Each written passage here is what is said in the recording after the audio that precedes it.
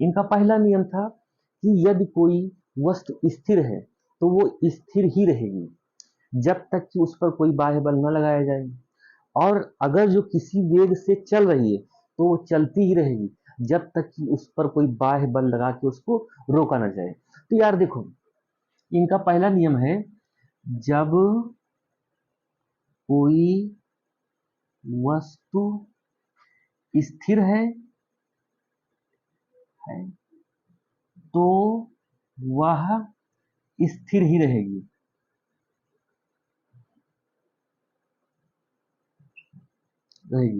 जब तक उस पर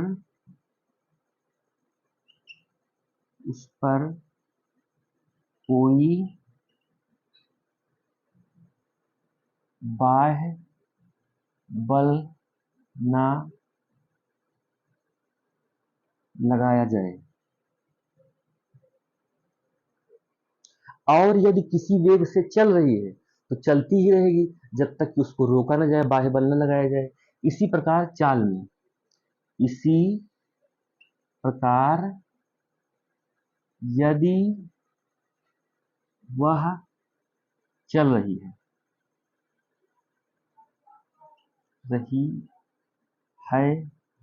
तो वह चलती ही रहेगी जब तक उसे रोका न जाए, जब तक उसे रोका न जाए। ये न्यूटन का पहला नियम है। इन्होंने बताया था यदि कोई वस्तु किसी चाल से चल रही है तो चलती रहेगी, कब तक? जब तक कि उस पर कोई बाह्य बल लगाया न जाए या उसको रोका न जाए। और यदि वो रेस्ट की अवस्था में है, स्थित है, तो वो स्थित ही रहेगी जब तक कि उसको धक्का न लगाया जाए या कोई बाह्य बल न लगाया जाए। तो देखो, ये नियम तो ठीक है, अगर जो कोई वस्तु स्थित है, मान लीजिएगा ये कोई वस्तु है, ये स्थित है, तो ठीक है, स्थित ही रहेगी जब तक इस पर कोई बाह्य बल नहीं लगाया जाता, तो ये स्थित रहेगी। लेकिन अगर जो मान लीजिएगा ये गोला है, ये चल रहा है, इसको ढकेल दिया जाए, पुश कर दिया जाए तो लुढ़कने लगेगा, और लुढ़कते लुढ़कते फिर इनका नियम था, यदि कोई वस्तु चल रही है तो वो चलती ही रहेगी जब तक कि उस पर कोई बाह्य बल न लगाया जाए। तो ये वस्तु देखो, अगर जो लुढ़क रही है तो ये कहीं न कहीं तो रुकेगी, ये रुकेगी तो वो बाह्य बल इस पर लगाता कौन है? भाई न्यूटन का नियम तो था, पहला नियम, कि जब तक उस पर कोई बाह्य बल लगाया न जाए तो वो रुकेगी नहीं, तो इसका मतलब ये कहीं रुकनी नहीं चाहिए। ये कैसे रुकेगी? देखो, ये इसलिए होता है कि जब कोई वस्तु कहीं पर लुढ़काई जाती है, अगर जो लुढ़काई गई या ढकेली गई तो उसको रोकने वाला होता है घर्षण बल। देखो, कहीं पर अगर जिसको लुढ़काया जाए तो ये लुढ़कती रहेगी, और धरती या जिस भी बेस पे लुढ़काई जाएगी तो उस पे घर्षण बल तो होगा, तो जहां पर घर्षण बल समाप्त हो जाएगा वहां पर वो वस्तु क्या हो जाएगी? रुक जाएगी। तो वो घर्षण बल इसको रोकता है, ठीक है ना? ये स्थित है तो स्थित ही रहेगी, पहला नियम। अब इसमें आता है जड़त्व। देखो, जड़त्व क्या होता है? जब ये वस्तु स्थित है भैया तो स्थित ही रहेगी, ये चल रही है तो चलती ही रहेगी। तो इनको कोई रोकने वाला होगा या इनको कोई धकेलने वाला होगा, जो बल होगा, तो इसको ढकेलने में हमें कुछ बल लगाना पड़ेगा, ठीक है ना? और ये विरोध भी तो करेगा, भाई ढकेलेंगे। इसी को हम जड़त्व का नियम क्यों कहते हैं? ये जड़त्व का नियम भी है, इनर्टिया लॉ, इनर्टिया या जड़त्व। पहले नियम को हम जड़त्व का नियम भी कहते हैं। ये जड़त्व का नियम कैसे बनता है? देखो, अगर जो कोई आदमी, जड़त्व है वह गुण है, वस्तु का वह गुण है जो अपनी स्थिति का विरोध करता है। मैं अगर जो इस तरीके से स्थित हूं तो स्थित ही रहना चाहता हूं, अगर जो किसी वेग से गतिमान हूं तो गतिमान ही रहना चाहता हूं जब तक कि हम पर कोई बाहरी बल न लगाया जाए। एग्जाम्पल के तौर पे आप समझ सकते हो, जड़त्व वह गुण है जो अपने में होने वाले परिवर्तन का विरोध करता है।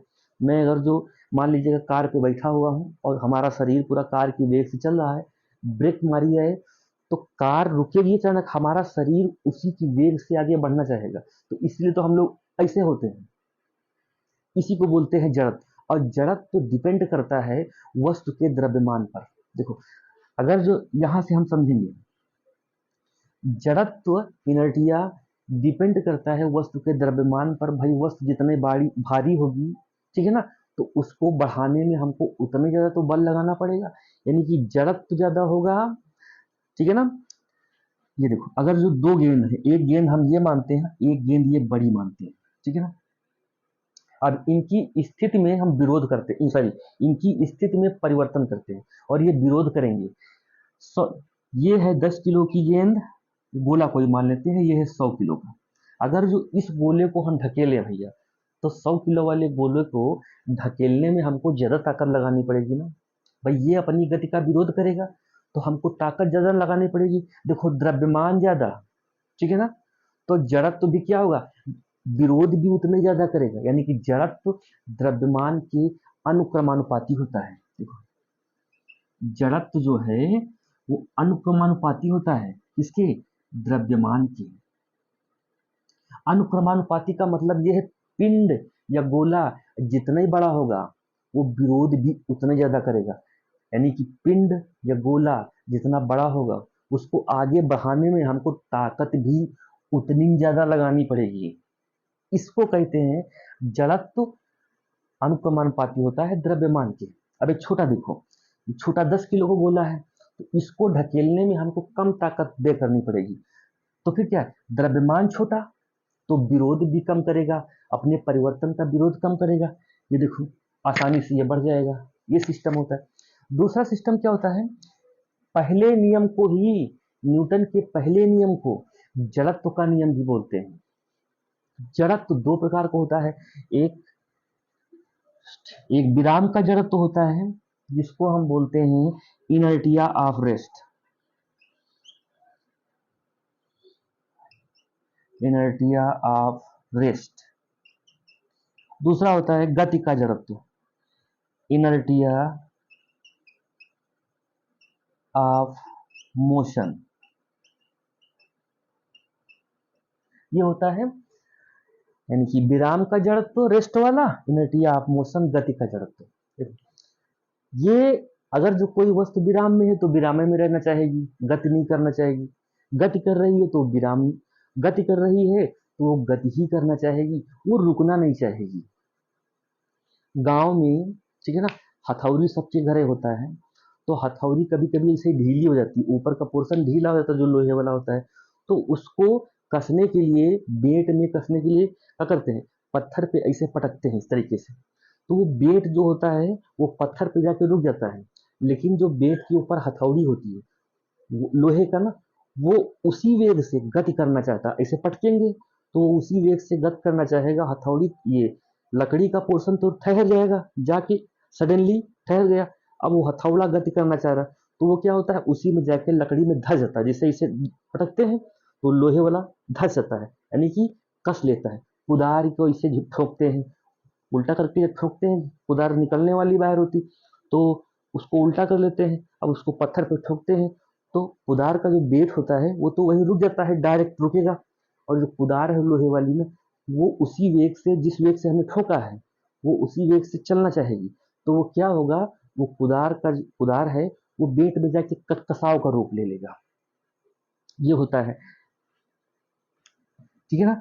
पहले नियम के ऊपर पेड़ में, मान लीजिएगा आम का पेड़ है भैया, आम के पेड़ को अगर जो हम हिलाएंगे इस तरीके से, ठीक है ना, तो पत्ते और आम वो रेस्ट की अवस्था में है, ठीक है ना, रेस्ट की अवस्था में है, स्थिर है। तो हमने पेड़ को तो हिलाया, पत्तों को तो हिलाया नहीं, तो पेड़ को हिलाने से पत्ते क्या होते हैं, वो गिरते हैं। वो जब अचानक हिलाते हैं तो पत्ते गति नहीं करना चाहते हैं, वो स्थिर ही रहते हैं। तो पेड़ को हिला दिया तो पत्ते उसी स्टेज पे गिर जाते हैं, नीचे को गिरते हैं, आम भी नीचे को गिर आते हैं, क्योंकि वो स्थिर ही रहना चाहते हैं। भैया पेड़ को हिलाओगे आम तो हलेगा नहीं, और जब हलेगा तो गिरेगा। उससे अगर जो गांव में कंबल को क्या पीटते हैं, लकड़ी से पीटते हैं ताकि उसके धूल और डस्ट दूर उड़ जाए, तो कंबल को इसे जब इस तरीके से दो लोग पकड़ते हैं तो एक लोग उस पर लाठी से पटकता है, इसे इसे जब पटकता है तो क्या होता है, कंबल तो जब लाठी उस पे मारेंगे, डंडा मारेंगे तो कंबल तो दूर जाएगा, लेकिन जो धूल के कण है वो जड़त्व के कारण वो नीचे गिराएंगे, कि वो नहीं जाएंगे। कंबल वेग स्थिर था, उसमें गति परिवर्तन हुआ, वो आगे बढ़ गया, और जो धूल के कण थे वो जड़त्व के कारण वो स्थिर ही रहना चाहते हैं। मैंने लाठी तो कंबल पे मारा, धूल पे तो मारा नहीं, कंबल आगे बढ़ गया। धूल के कण थे, जड़त्व के कारण नीचे गिराएंगे।